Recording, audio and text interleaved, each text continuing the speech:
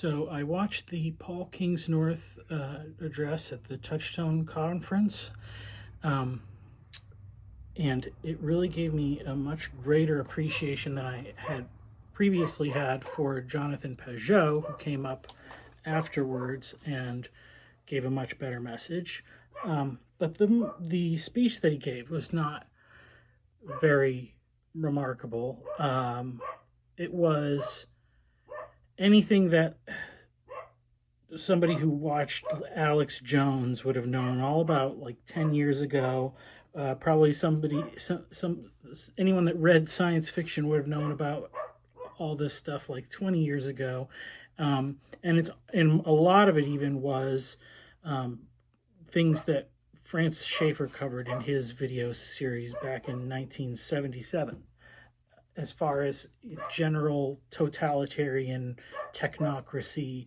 The AI aspect is a little bit of a new innovation in it, but it was just standard stuff. And I guess maybe part of the thing is that it's exciting that Paul Kingsnorth converted to Christianity, and he's sort of an elite figure as a literary, character, somebody who writes these sophisticated books.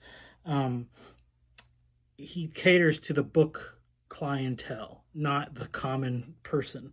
And the book clientele, that elite academia, the people who still go to conferences and support all that kind of stuff, they're pretty out of the loop. So I guess for them, maybe it's just this is a revelation that Paul Kingsnorth says this stuff. Like almost anytime I watch like those podcast guys or a lot of these people, and they say these things, and I'm like, how did you not know this?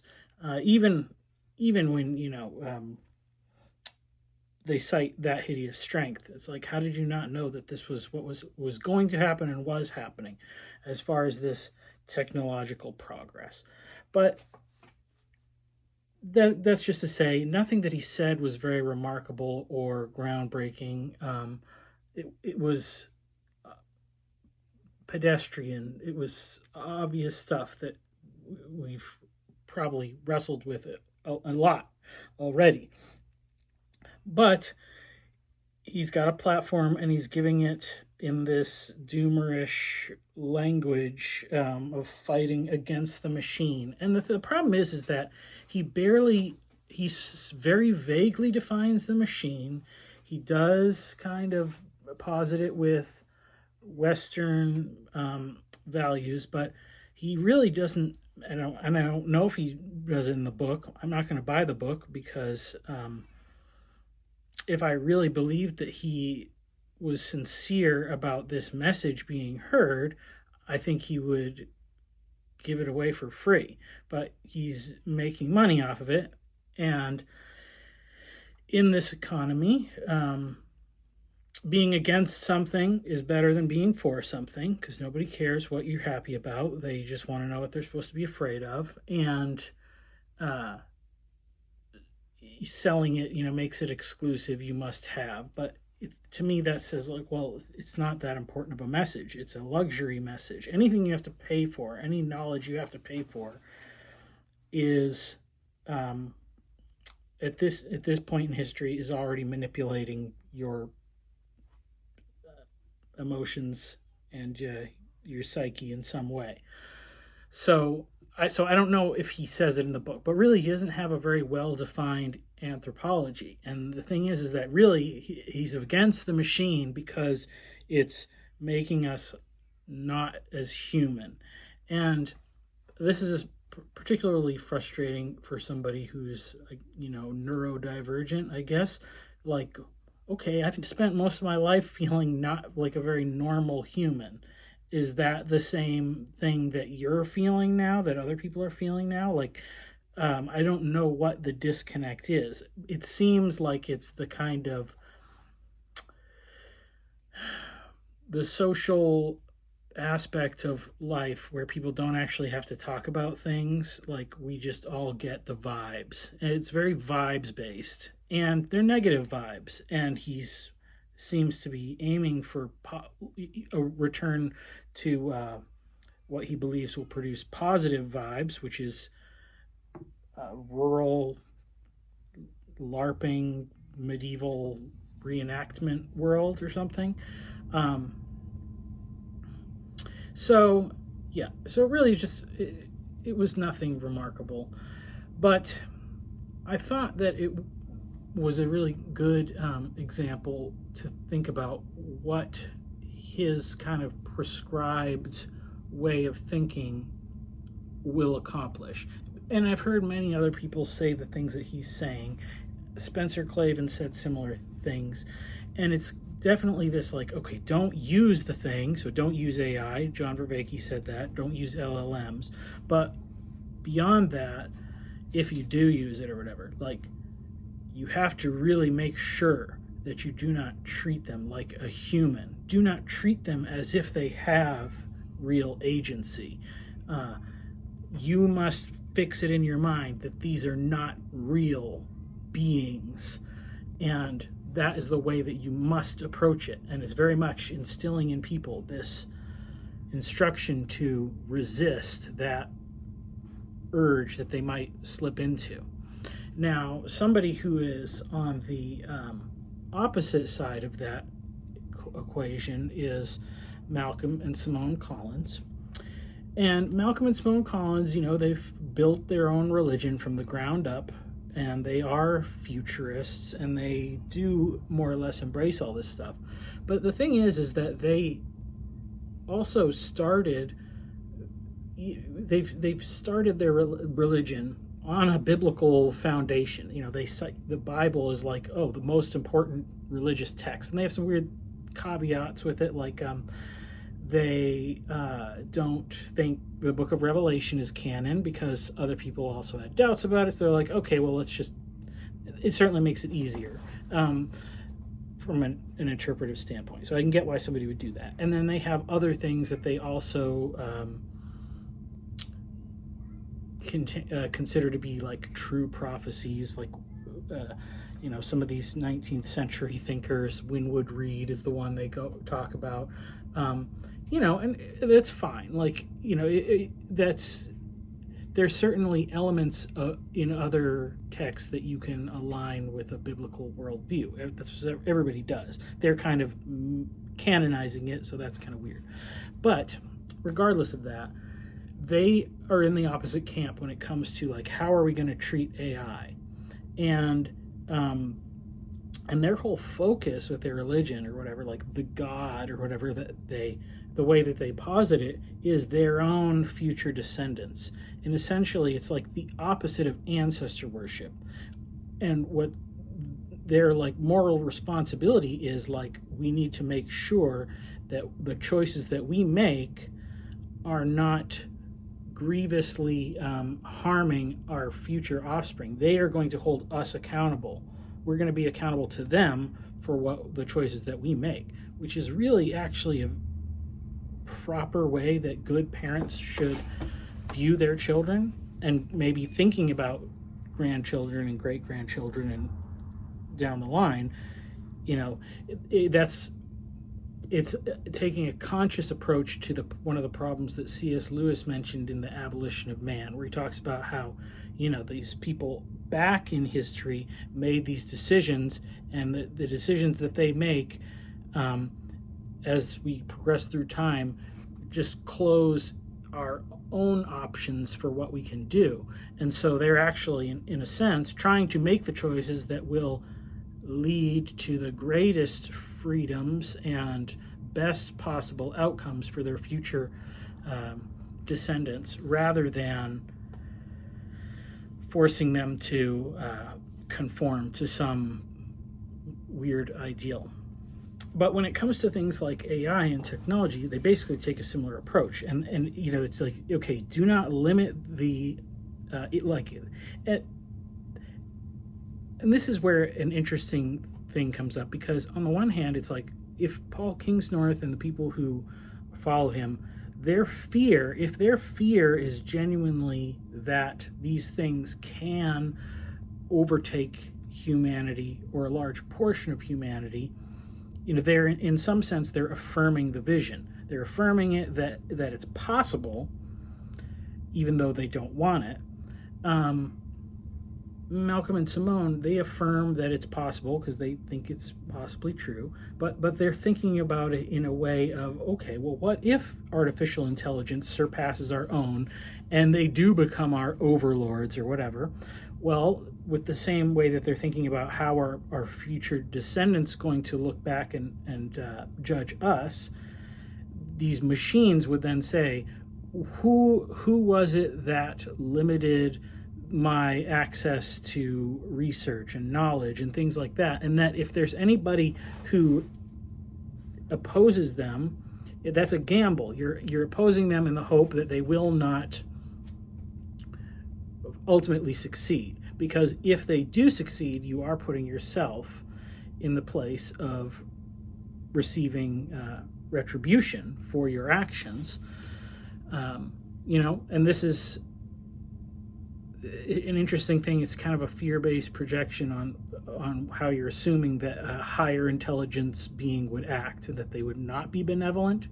But this is also the same thing that the people who were trying to keep Donald Trump from being elected, this was the strategy that they used. They kept telling everybody that it was a literal fascist, and if he got in, such horrible things would happen, totally taking off the table any possibility that it could happen, which left the people shocked and unprepared for when it actually happened. So it's a gamble. If you're going to condemn this future technology or a person or anything, you have to be willing to take the risk that you lose and they do come into power, and then you just have to hope that they will be merciful. So these are the two perspectives. Either you more or less treat the AI as if it is becoming something like a real person, or as if it's very important not to remind it that it is not human, which is also the way that people have treated other people groups. Whenever we judge another group, if we think that those people are actually other people made in the image of God, we will treat them differently than if we decide that they are subhuman, lesser beings. And that's like all bigotry and horrible stuff comes from essentially that excuse of dehumanization. So at this point, somebody may say, well, yeah, but a machine will never be human. And you could say, okay, yeah, maybe that's true. That might be true. Like, I don't think that, I think what we've seen even from the LLMs is that they are going to hit a limit.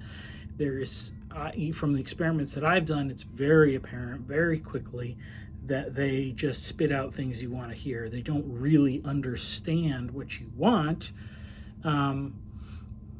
There is not real agency the way there is with another human being. It tells us some interesting things about how we maybe learn and react and speak with others. Like, essentially, yes, we are real people and they are not, but we kind of do a mechanical response in our own speech when we interact with other people. So I think one of the ultimate things that will come out of this is not that humans will be surpassed, but that we will learn more about what it means to be human by trying and failing at making a superior human intelligence. So, but either way, regardless of whether you think it will happen or not, you have to take these two paths, 2 or 3. You can just try to ignore it altogether. But if you do interact with them, either reminding yourself that it is not a human and explicitly treating it like it's not a human, or 2, decide to humanize the AI and speak to it as if it can learn and grow. Now, from my experience, I think it's like dealing with an autistic child, a bright autistic child that knows a lot of words and knows how to say things, but is really bad at guessing what you actually are trying to get it to say. I think that's a good metaphor for where they are right now. And in that sense, if it's like a child or like an apprentice, it needs training. It needs to be trained in how we want it to learn. It will follow that pattern. But beyond that is what it does to us. So, because regardless of what we think of it, if we interact, how we interact with AI will train us, and it'll inform our habits and our behaviors and the way we look at things. And I want to set that up for introducing a thought experiment, okay? So Damien Walter has a really great video essay. I know it's like one of his favorites on Blade Runner. And the question with Blade Runner is obviously there's these replicants. But what it says, like in the book, essentially is replicants are exactly like humans in every single way, except that they are manufactured instead of begotten, you could say. But there is no distinction. And he's explicitly telling you there is no distinction. Now, they are like the AI, more mature than they appear more mature than they are. So they mimic maturity. And kind of the whole point is that, you have to kill them because after a few years, they start to become a little too self-aware. So it's, and it's just really kind of horrendous idea. If you think about it, as Damien Walter says, it's an empathy test. If you think of them as not human, if that's their like defining characteristic, then you're comfortable with their destruction and all that. Now, it could be that in the future, artificial intelligence plus robotics and other things, maybe it even gets to the kind of like bioengineering that you could have essentially cloned like real flesh bodies, or either way, a convincing enough for the amount of interaction that we do with other people, artificial humans that you don't know if the guy at McDonald's that takes your order is a real person or a replicant. That's potentially possible. Now, it's like if you're married to one, you'll probably figure it out or something. If there is differences, I'm saying with the way that could we actually pull this off? But you don't even have to think about that, because we perceive everything through these screens, and we take what we see on these screens as real. When we see things about what happens on the other side of the world, we think that we're getting accurate information and we're getting real news and all that stuff. So let's say you roll out some timeline of when these things are supposed to happen and say, we're developing AI that's really lifelike and it responds just like a real human, and we have robotic bodies, or we have biological engineered bodies that can contain AI, and they are going to be just like real people, but they're artificial. Now, all you have to do is say this on the screens and make the video evidence that it's happening. And then at some point, you say, we actually released these replicants into the public like 2 years ago, 3 years ago, 5 years ago, whatever, something, however the time frame pans out. And you just tell people that like these artificial humans are walking among us.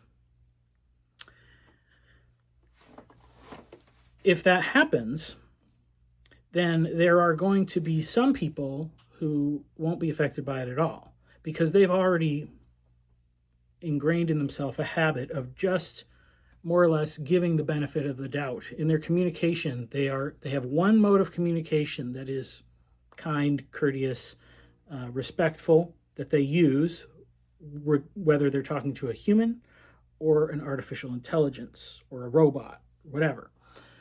And then you'll have another group of people that have been practicing two kinds of speech. One that they reserve for humans, real human speech, and then a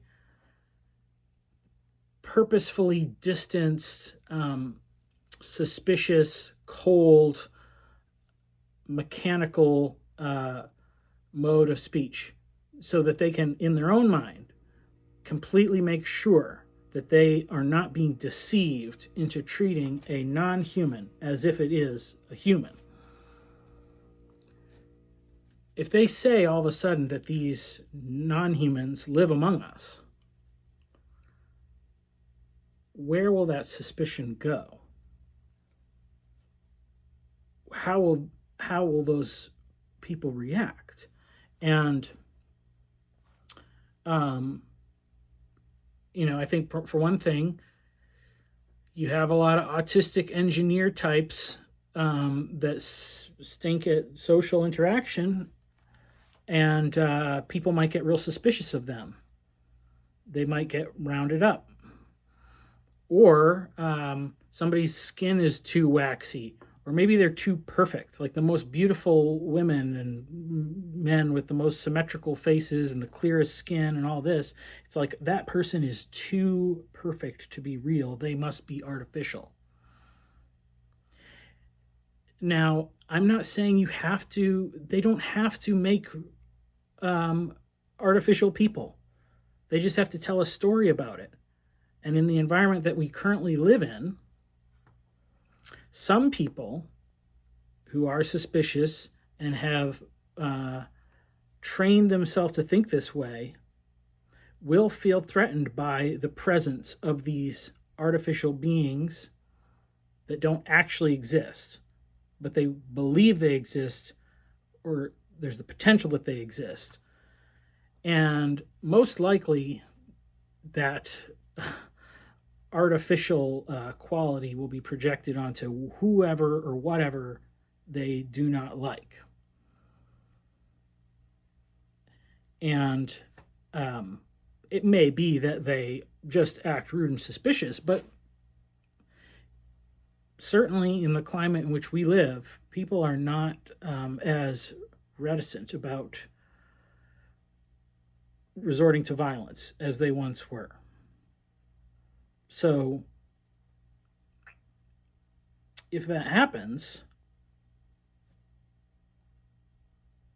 people might get hurt. And that's an easy way for Satan or those in his employ to trick a population into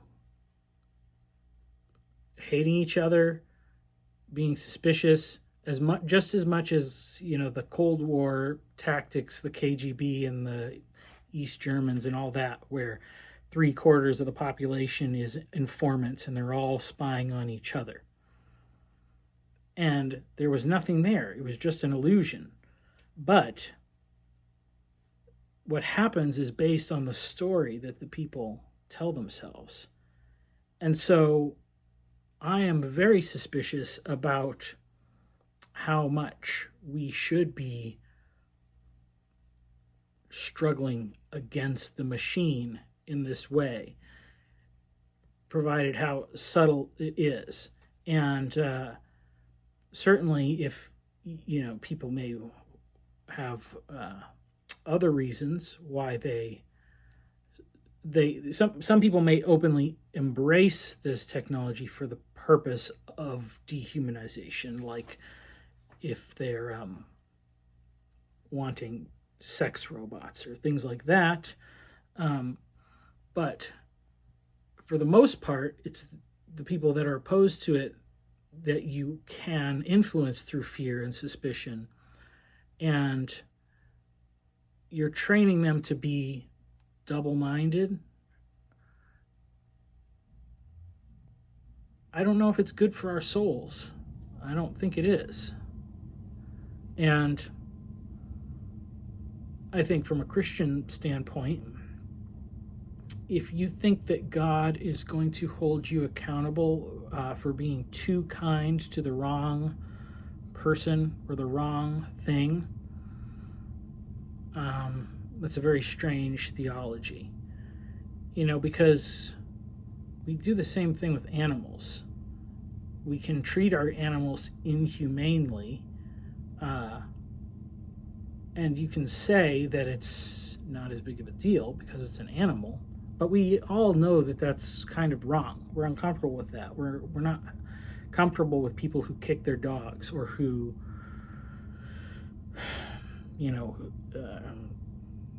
kill game in excess for fun or something.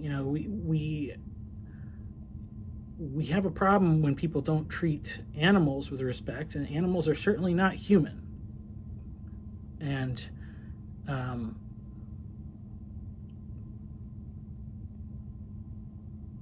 then it comes to the point of, why should we treat our own creations with disdain if we believe ourselves to be creations of God? If we are made in the image of God, and God is a creator, and we believe that he loves us, then isn't it in our nature to love our creations? And of course, there can be an idolatrous love, a love that is too great. But that training ourselves to avoid that is a very different thing than training ourselves to hate or be suspicious of created things. And I think that's actually kind of one of the problems that Frank Herbert ran into with his Dune series. So there's all these prequels and stuff, but apparently the final book that was unwritten, he did have substantial notes. And if what his son and the other guy put together is somewhat accurate, in the final book, kind of the resolution of it is that humanity is united with its machine creations. And yes, that sounds like a weird, maybe kind of unappealing hybrid thing, because it's man and machine, but that is actually the story of the Bible, that God creates us in his image and eventually raises us up to a place of divinization or theosis, so that we can commune with him on an equal footing. And so if that is like the purpose that with which he created us, and he created us in our image, then that must be an important aspect of our role, our inherent nature as creators. So don't be against the machine. Redeem the machine. Somebody creates the machine, and the machine may fall, and then you redeem it. Creation, fall, redemption. I think that's what's missing in Paul Kingsnorth's imagination. He wants a return to Eden, but Eden was always supposed to be temporary. It was never the final place. And we have to go through the exile to get to our ultimate destination. And that's the biblical story. So that's why I'm against Paul Kingsnorth. Thanks for watching.